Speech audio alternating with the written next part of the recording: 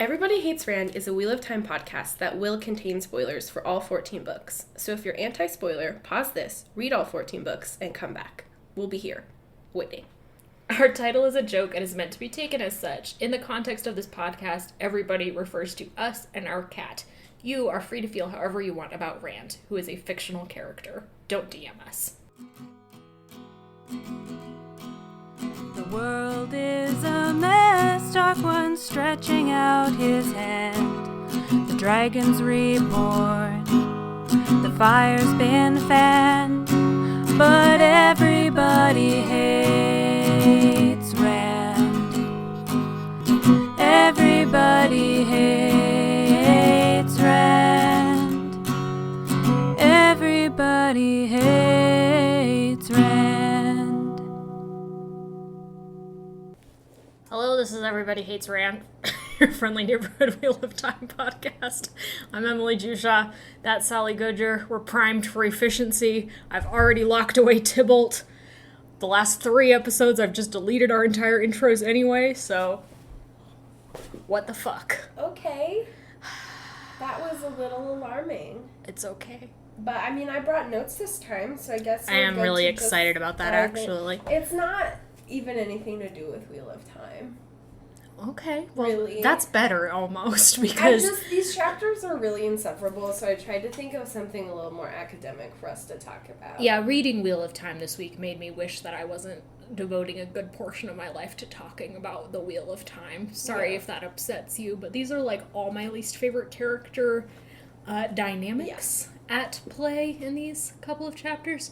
And anyways, sorry, I didn't mean to make you feel like we just had to talk about Wheel of Time right off the bat. I just was like, I'm just going to get this intro right out of the way so that I don't have to, like, search for it in my editing process. Okay, I'm sorry if I have made it difficult for you. You're not the problem here. It's all this one's on me. I'm dressed like a commando. You do look awesome today. In my joggers. Emily and I are dressed very, on brand like today, our archetypes. Yeah. If only we could be on Sarah McClintock's podcast today. Yeah, Sally's dressed like a professor who would get, like, the chili pepper on Rate My Professors for being hot. And I am dressed like a teen boy who wandered into the military, which actually is how the military gets most of its recruits. First of all, yes, too real. But I also think you look like a boy who fell into the maze in The Maze Runner. Oh, that's my whole aesthetic. Thank you. You're welcome. I love those costumes. They're Yeah. just like Henleys and cargo pants. Yeah, if only you had just, like, combat boots instead of sneakers, I think and, it'd like, be perfect. knee pads and shit. And, yeah, for some reason, knee pads and, like, fingerless leather gloves. God, you fucking know And I would. you're just, like, sweaty and dirty. I would Dylan fucking O'Brien's kill. there. Oh, don't bring him into this. He's had a lot of sex appeal in The Maze Runner. He did. It was the only good thing about The Maze Runner. Yeah, The Maze Runner was just like a group of sexy individuals kind of forcing themselves to be heterosexual. It was really pretty odd. I wouldn't say that's my main complaint about The Maze Runner, especially having read the book, which is, in fact, one of the most poorly written books of... Sorry, James Dashner. I'm not sorry, James Dashner. You wrote a shitty book. You should pay for it.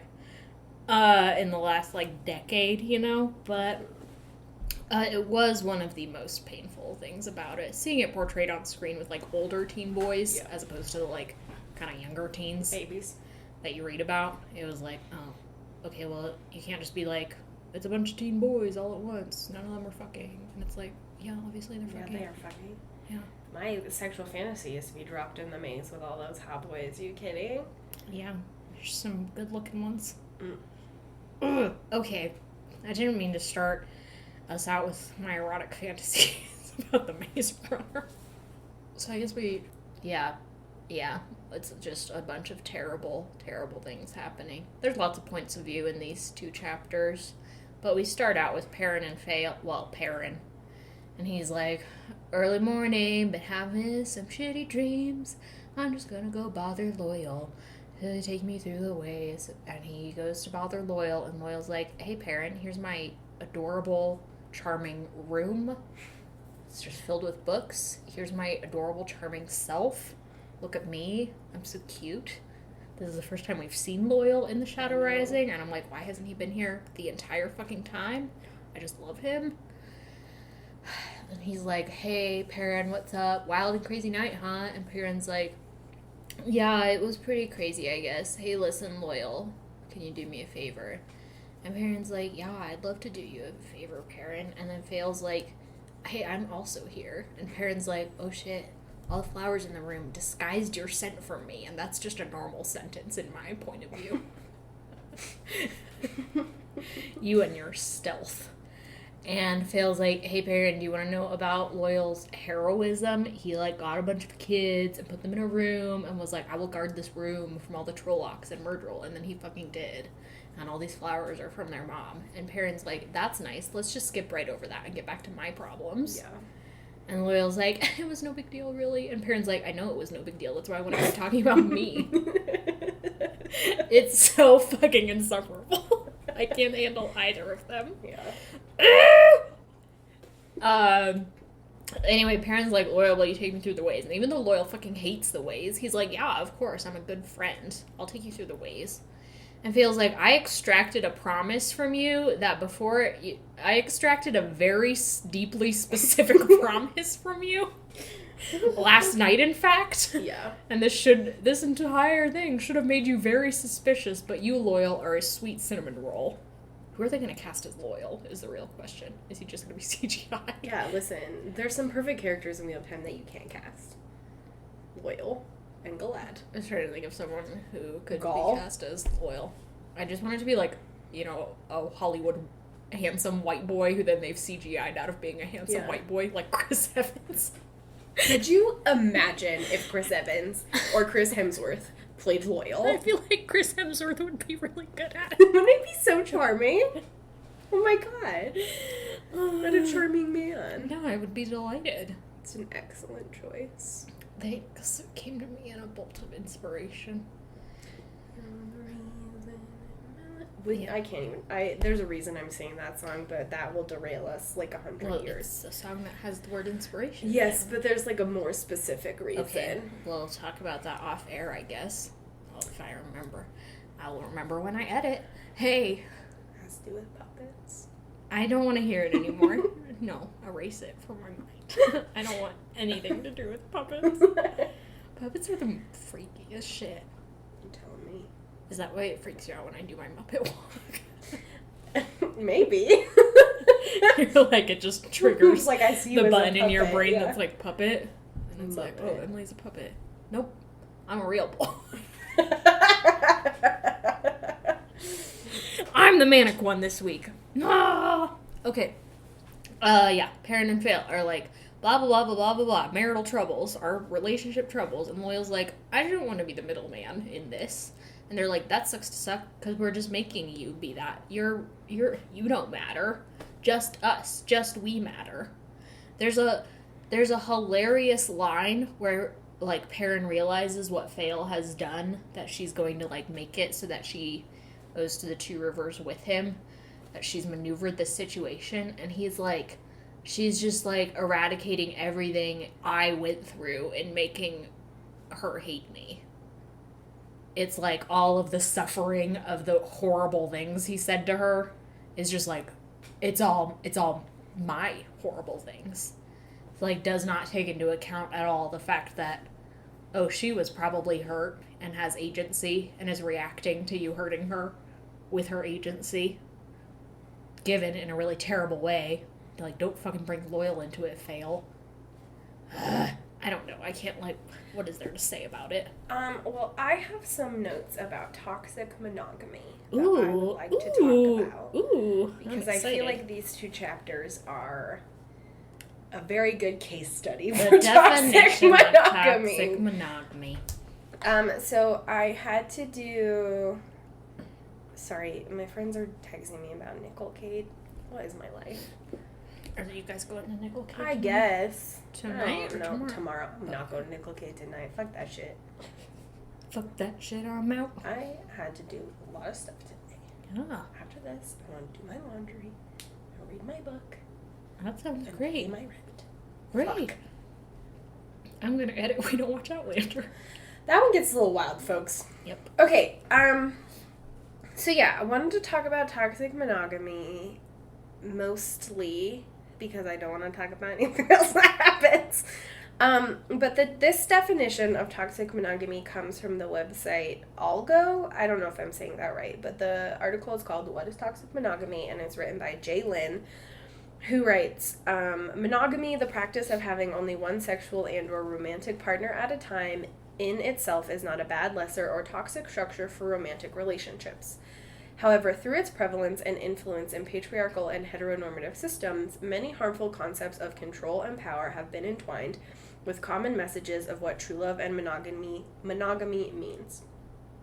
Toxic monogamy, as defined by Hilary Berry in her article Toxic Monogamy Culture, refers to, quote, monogamy as a cultural institution that has been interpreted and practices in ways that are unhealthy, end quote. These ideas are often romanticized or perpetuated in media, culture norms, and social expectations. So, that's what toxic monogamy is. Sally taught me what toxic monogamy is like eons ago by, I think you told me it was like in Friends. Yeah, that's how I learned about it, is an article on everyday feminism. Yeah. That goes through like scenarios in Friends talking about toxic Yeah, monogamy. you like shared that article with me. Yeah, Friends is a great example because like in their pursuit of the one, quote unquote, I guess, all of the titular friends engage in really toxic behaviors centered around the idea that they're going to be in a relationship or are in relationships with the one. Exactly. And so some of the examples that are common in these articles, there are a lot of them, but I tried to pick out ones that are specific to Perrin and Fail, and then a little in the second half of this chapter to Lan and Nynaeve. And so this comes from an article written by Paige Turner on Polyland, titled How Bisexual, Racial, and Toxic Monogamy Are Linked. Unfortunately, we can't talk about that rich topic because there are no bisexual people in Wheel of Time. Yeah. At least queer not people canonically. don't exist. Didn't you know? So some things indicative of toxic monogamy is the belief that you must do whatever is needed to protect the relationship, a simultaneously fragile and all-important entity. If this involves complete isolation, then so be it. One that constantly pops up is that jealousy is the best indicator of love. And that commitment is chiefly about exclusivity and forsaking all others, and that if you have like one person, then you're never going to be like attracted or have feelings of attraction to another person. Yeah. And then another one, this comes from another article. Hold on. I'm really just trying to cite my sources. No, you're doing great. And not be a shitty person. So this comes from wellandgood.com, article by Erin Bunch, 7 questions to ask yourself when toxic monogamy is affecting your relationship. And they go through several, but one of the major ones is, do you expect your partner to know what you need or want without telling them, which is like Perrin and Fail's whole bullshit. Yeah, that's a big one. And just one last example before we kind of talk about how this plays out in them, because it points to what Emily was saying about Fail's Perrin's sort of disregarding Fail's own agency in regards to his decisions. This comes from a website, beinmodernlove.com. It doesn't have the authors listed, but they write, the most important question for determining if a relationship has healthy, ethical, feminist potential, do you both respect and admire each other's decision-making abilities? So, and this article I think is really interesting because it talks about the history of marriage in like a social context, and how marriage, our modern concept of marriage, has arisen out of the social model of a man owning his wife. Yes. And how, unfortunately, instead of that evolving with the feminist movement to take that ownership aspect out of it, it has evolved where both people feel that they have ownership over the other person. Ooh.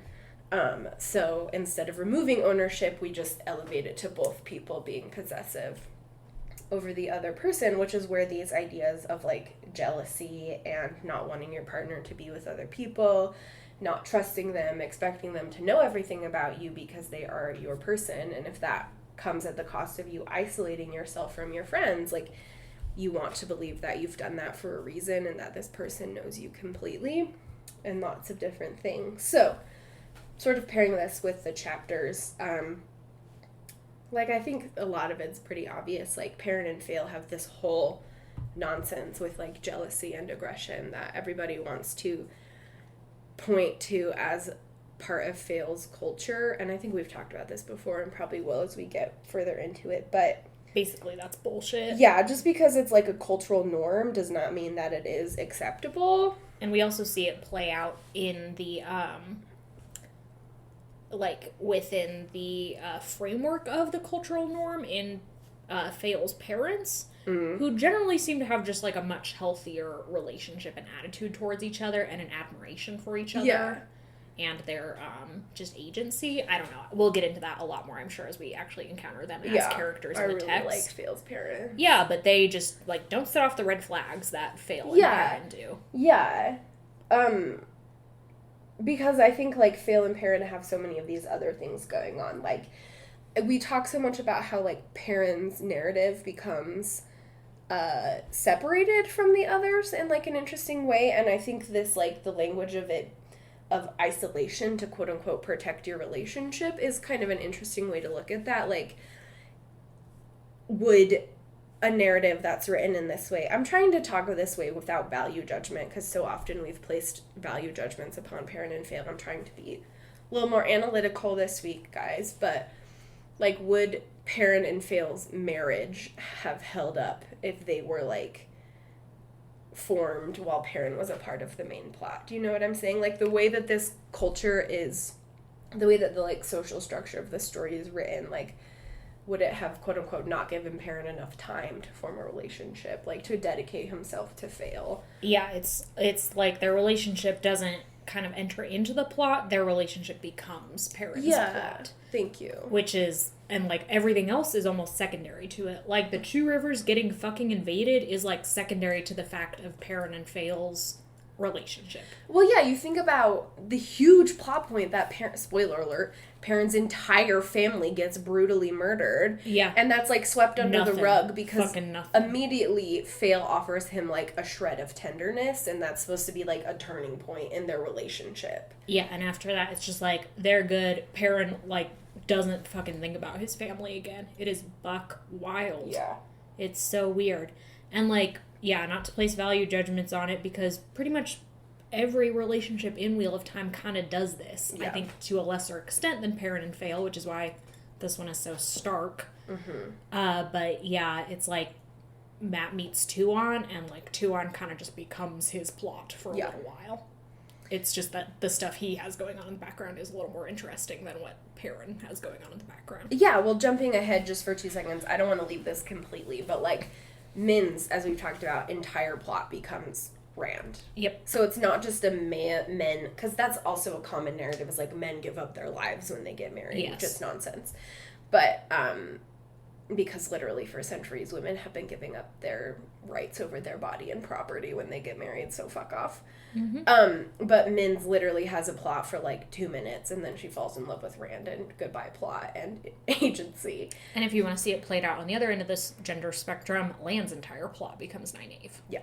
I think it's fair to say. Yeah. He also has kind of background stuff going on, but that background stuff is so, like, shitty and weird and adjacent to his, like, love of Nynaeve that it is just, like, it's not even present.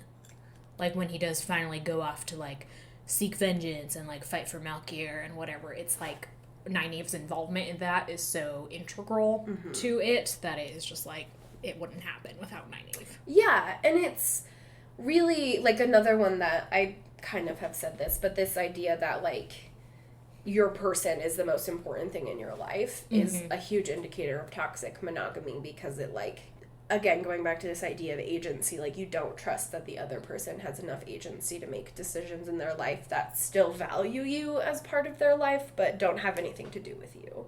Yeah, exactly. It's just very possessive and gross. And that happens so much in this section with Perrin and Fail, where they're just, like, refusing to believe that the other person can make decisions that are best for them and best for being a partner for the opposite person. And just flat out refusing to communicate with each other. Yes. It's so weird and upsetting. Yeah, and there's this, like, power dynamic that's going on between them that is extremely frustrating when Fail, like, makes this stupid thing into her dumb oath with Loial that anybody who wants to come with them has to ask her permission, and Perrin refuses to. And, like, it's so petty and ridiculous that it becomes, like, who do you agree with?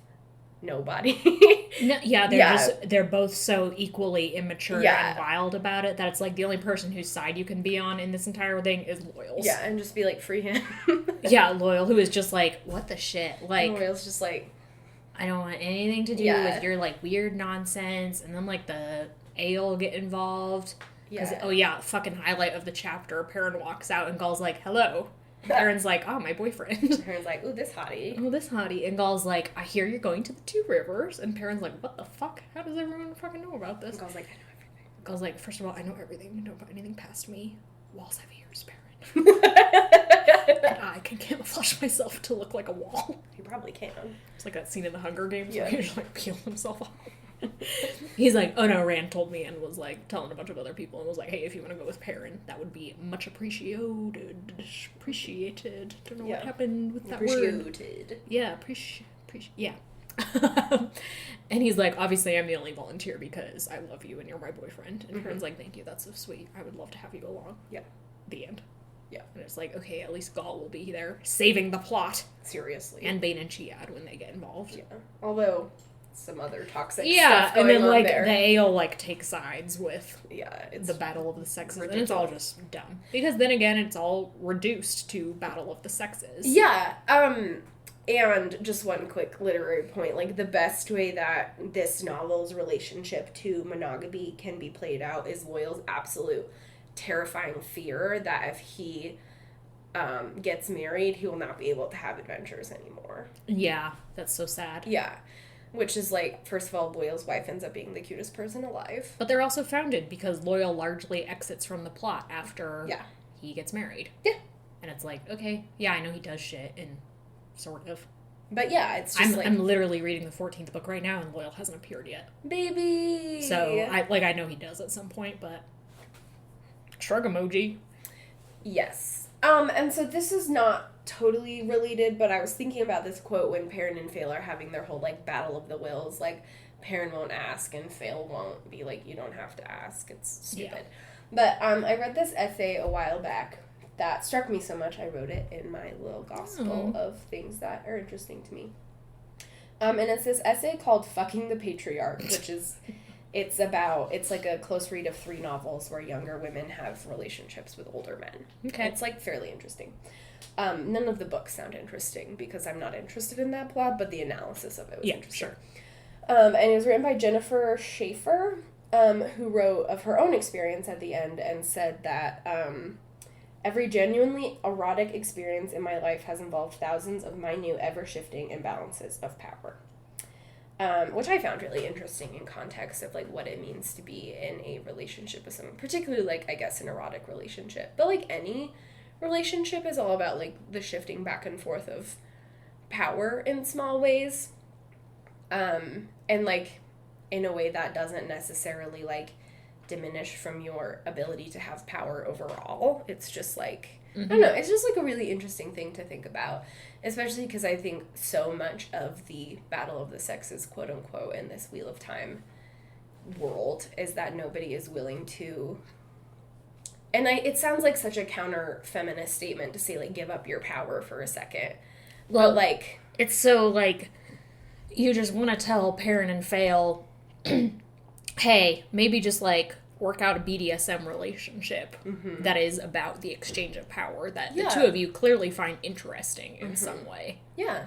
And, like, have that in the bedroom and then just kind of, you know... Be normal. Have a functioning relationship outside of that. Not to say that you can't you know what I'm saying. Yeah.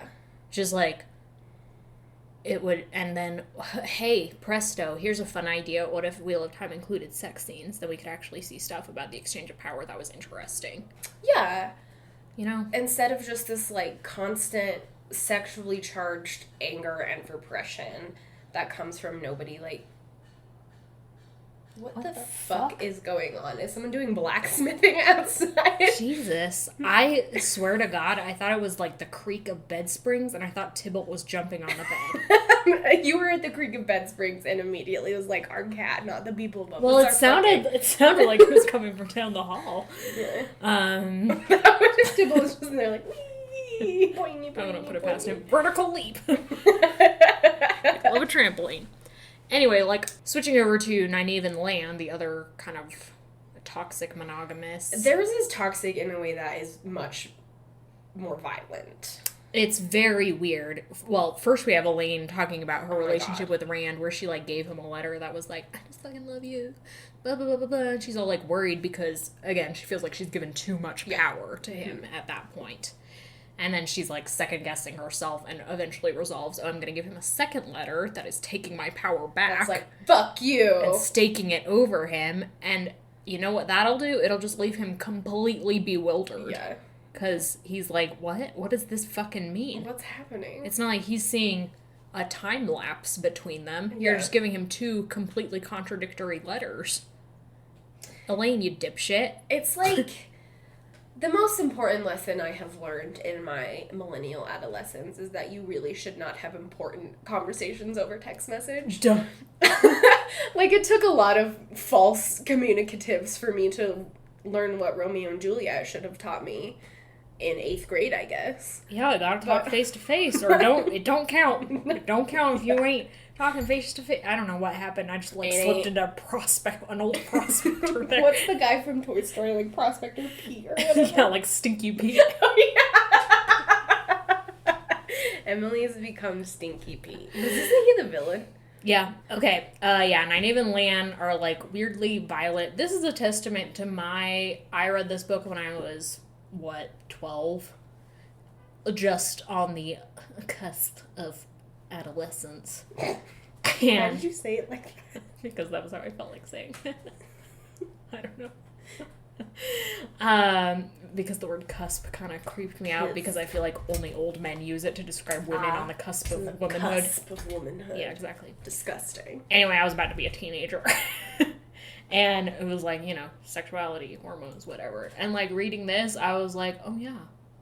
Pinnacle of romance. Because, yeah, my understanding as a 12-year-old in this particular community in which I am situated is that all relationships between men and women are inherently combative. And that can equal for the greatest romance.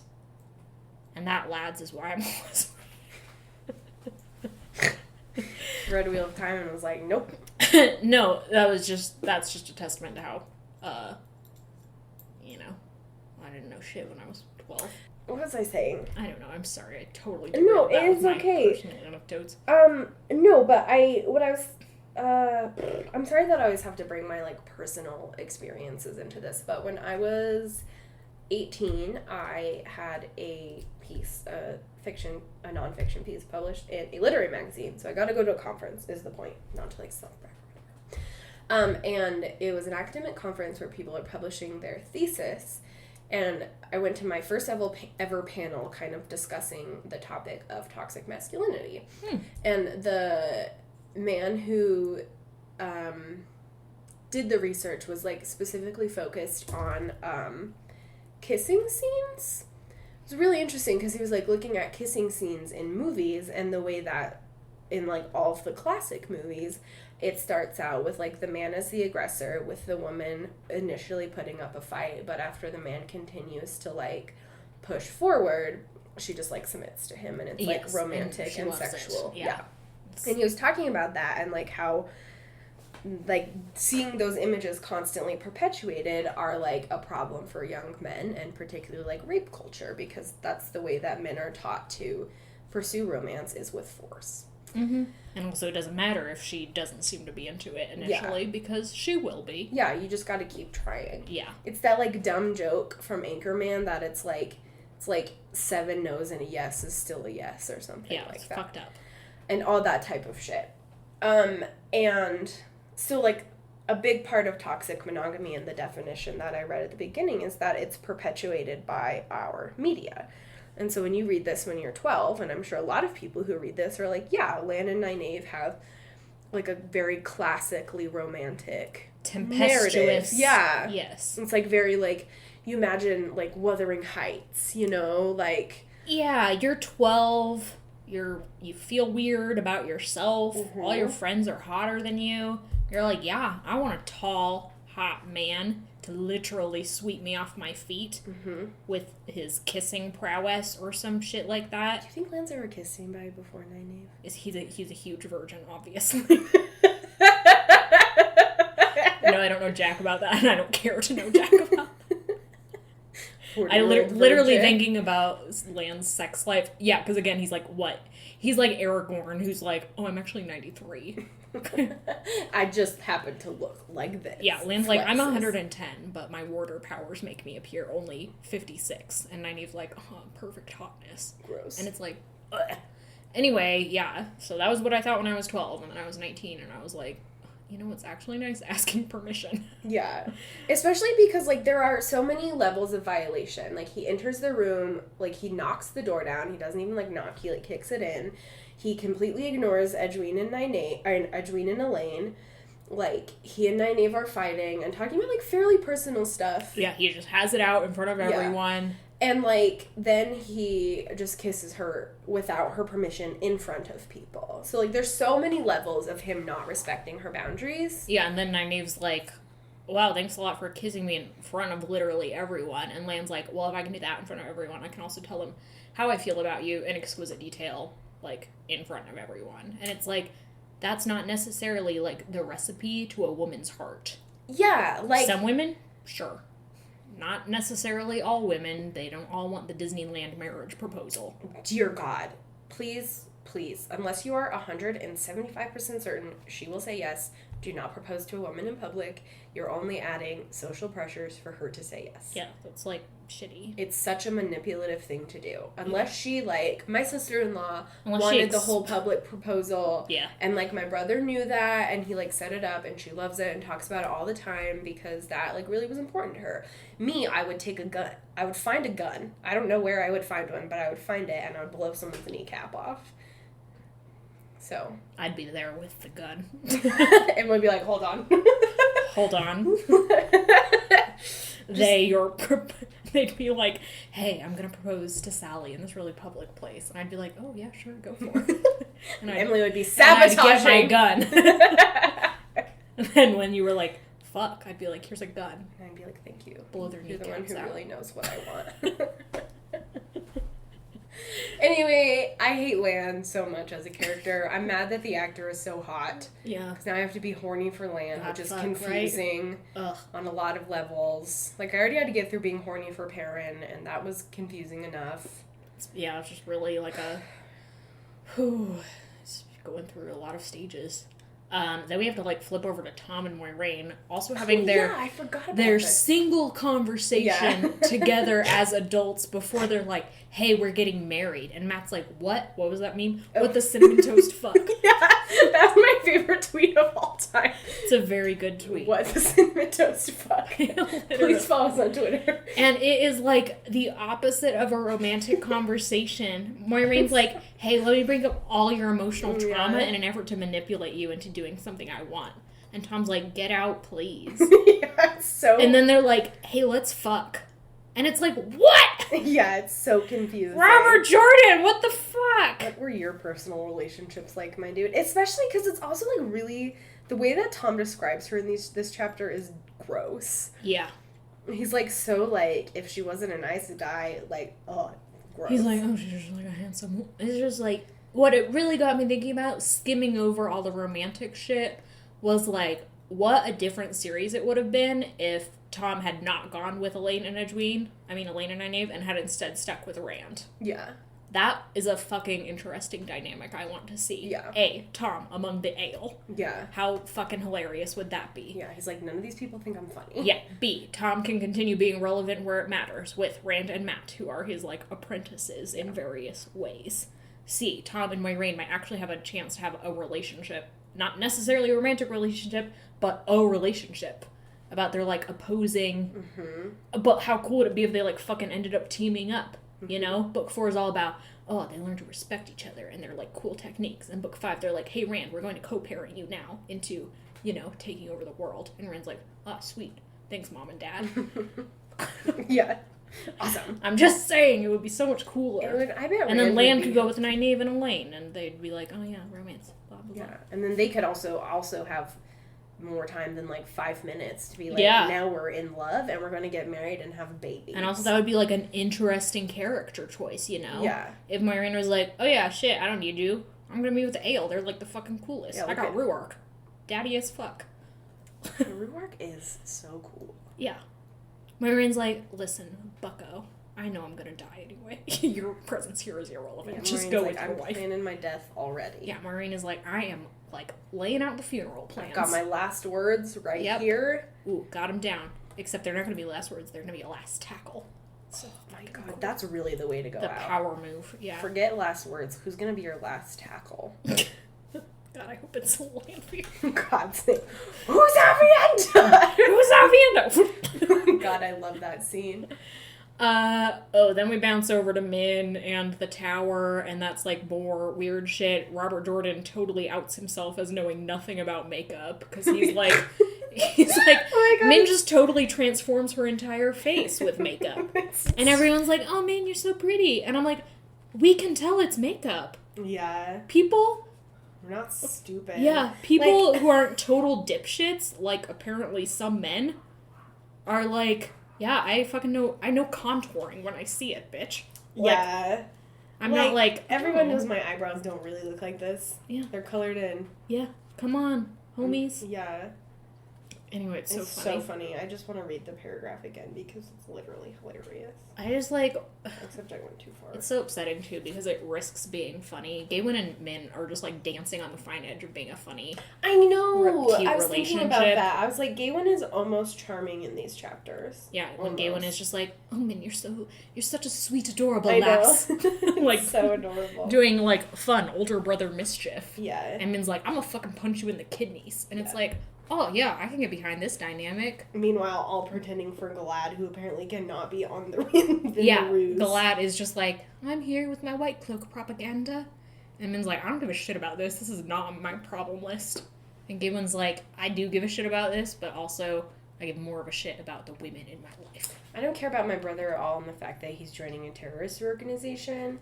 I do care about fucking Edwin. Yeah. Where's Edwin, though? Where's Egg? Where's Egg? Where's my egg? A dark cream lining her eyelids and a fine powder that emphasized her lashes made her eyes seem larger. A dark cream lining her eyelids. I think he means eyeliner. Lining her whole eye... I guess, yeah, on the bottom, but, like, what a weird way to put it. He's like, why not just write eyeliner? This bothers... I've really, for some reason, the one fantasy thing that really gets me is makeup.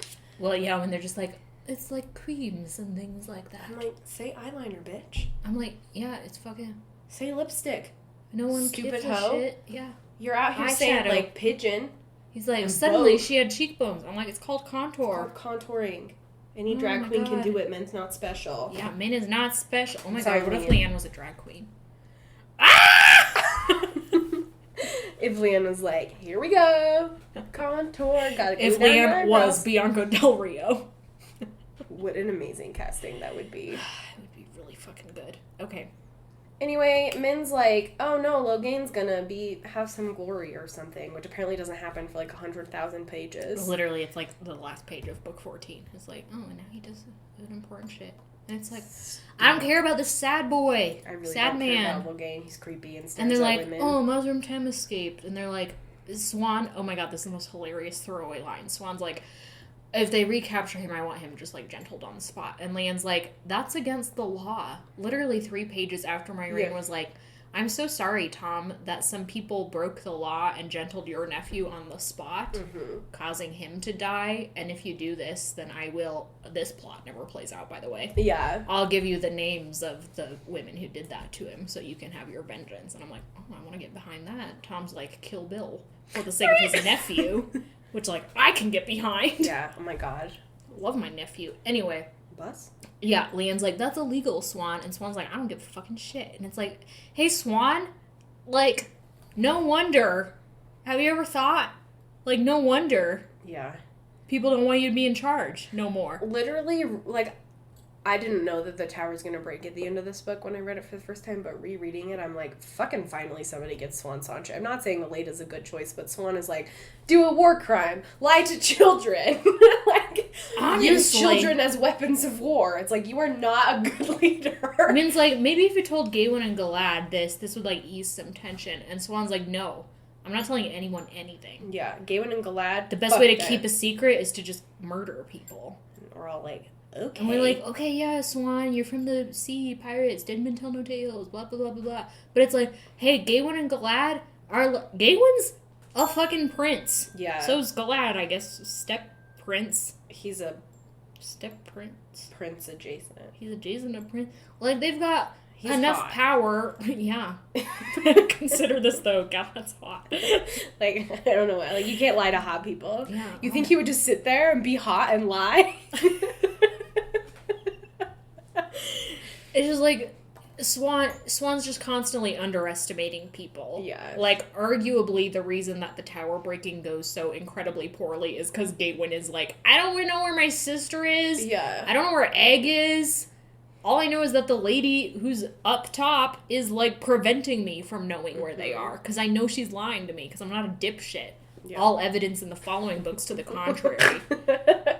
Until this point, though, I've been a mostly mild character who hasn't done too much bad shit. Mm-hmm. So, like, come on. Just tell me where my sister is. Come on. Oh, my God, it makes me so mad. I know. I'm sorry. These chapters just make us real mad. They're just, like, angry chapters. You read them and you're like, fuck. Yeah. Shit. Punch a wall. What in the cinnamon toast fuck? Yeah, exactly. Anyway, we should probably end now. I cannot believe that Moiraine and Thom end up together. It is, like, so buck wild. Yeah. It's like, what? Like, literally anything else would make more sense. Yeah. Literally. I'm like, Thom ending up with Lan. That would make more sense. That would be the best twist of all time. It'd be pretty fucking hilarious. Then Nynaeve and Moiraine could get together. Gosh, that's a tempestuous relationship might be mildly interested in. Yeah. Enemies to lovers is I'm a good intrigued. trope. I'm intrigued. Tell me more. Okay. Could go badly, but I am intrigued. Tell me more, lesbians. Lesbians, what is your verdict? Okay, that's those chapters, I guess. Do you have anything else to add? Oh, we did EHR. It's us, I guess, but it's also its own entity. What is a podcast? Are we in a simulation? Yes. Welcome to the Matrix. Bend a spoon or whatever. Yes. Oh my God, what is happening to my brain?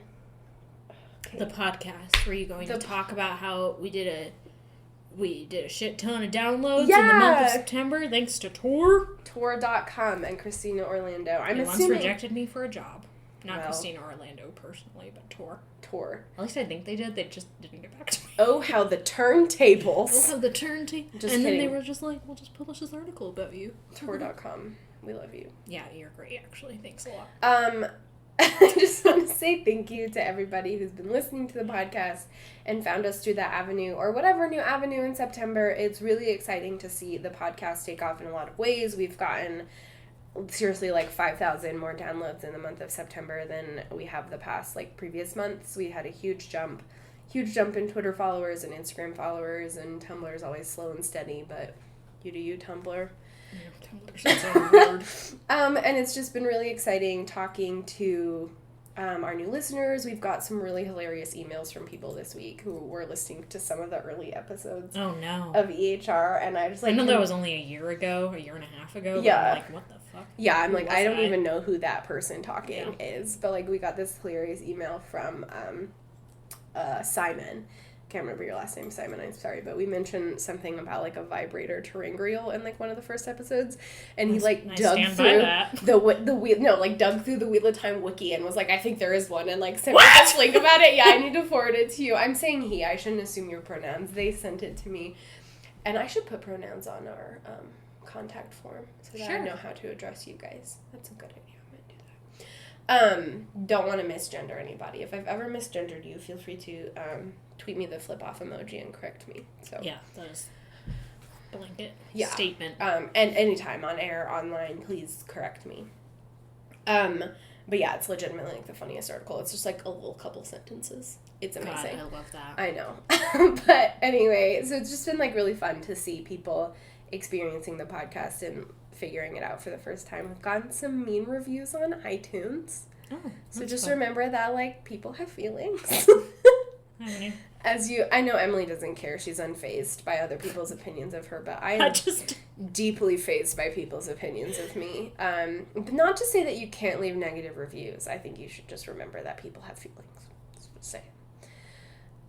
You also don't need to tweet us if you hate our podcast. I don't know why that's a thing people do.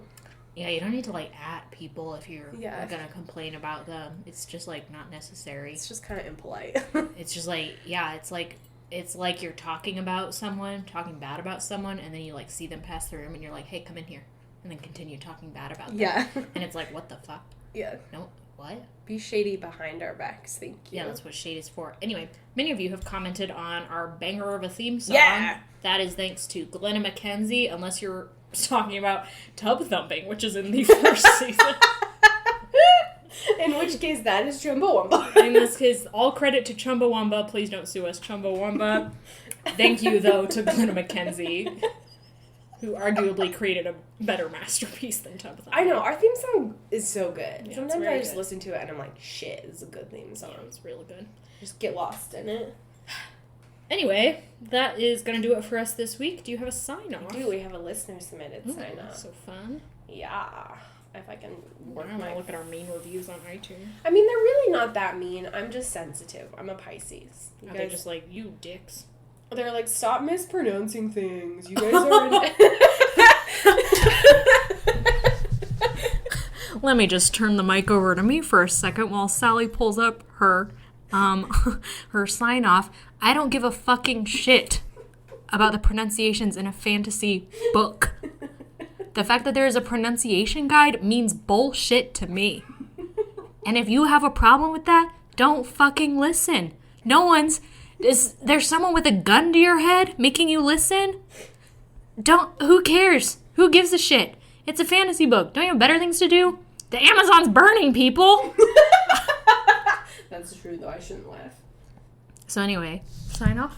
Yeah, so this comes from Kit Taylor, who also made the meme about Tybalt and his 8-foot vertical leap. So they are our superstar listener this week. And Kit writes, I'm a preschool teacher. Brave. Yeah, I'm a preschool teacher, and I'm the lead in preschool too, but just as my kids were going to move up to pre-K, the teacher quit. So they moved me up with my kids because consistency and all that jazz. So they moved me out of my beautifully decorated class into one with bare walls. I decided to grin and bear it and decorate the room. I couldn't reach the top of one of the bulletin boards, so naturally I stood on a table. A parent came in to pick up, and I shifted my weight, resulting in the table flipping over, sending my head and back onto the ground and the back of my legs on the edge of the table. I rolled around gasping like a fish, trying to catch my breath, while an army of 3-year-olds surrounded me asking if I was okay. They sent me home, but my boss said she wasn't letting me drive my son home and would only release him to someone who hadn't just beefed it. Luckily, my life was getting off work and picked us up. I'm okay now, but whenever I sneeze, I get shooting pains in my upper back. You are not okay. What the shit? Yeah, you're okay. What the heck? Go to the urgent doctor. Anyway, it's funny to me now because I wasn't seriously hurt, and I knew better than to stand on a table. Kate, you're not okay. Please go to the doctor. Go to the doctor. Please go to the doctor. Don't do a war crime. Fuck mispronunciation. Is that going to be our new sign-off? Don't do a war crime, fuck mispronunciation. Yeah, to the person who was like, oh my god, vocal fry, fuck off. I think I have really bad vocal fry. Who gives a shit? Vocal fry is just a way of speaking. Yeah, but it just kind of felt like a personal attack. I'm sorry. It's okay. It's like, I'm sorry that I talk like a valley girl, but I do. I have a bachelor's degree. You shouldn't even have to. You shouldn't have to. I know, Emily, I know. Dominant narratives don't affect you the way they affect me. I understand. Just fuck you if you're like, oh, vocal fry. do some self-examination. Look in a mirror. Talk to your mom. Goodbye.